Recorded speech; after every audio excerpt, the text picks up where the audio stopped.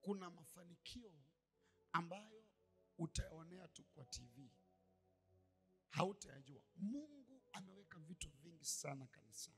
Haupaswi kuwa kanisani na uendelee kuwa maskini. Haupaswi kuwa kanisani na kila siku unalia shida zako. Kuna kitu haujakielewa. Wakati kanisa ni hazina ya utajiri wa mbingu. Kanisa.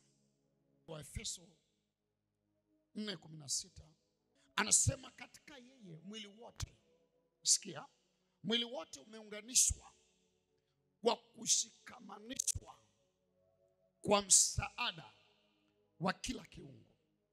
Sikia, mwili wote umeunganishwa ama umeshikamanishwa,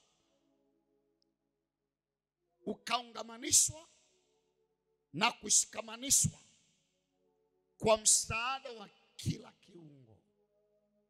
Na wewe kiungo nisikilize, kwa kadri ya utendaji wa kila sehemu moja moja, kuna kila kitu ambacho unafanya kuhakikisha unalinda umoja.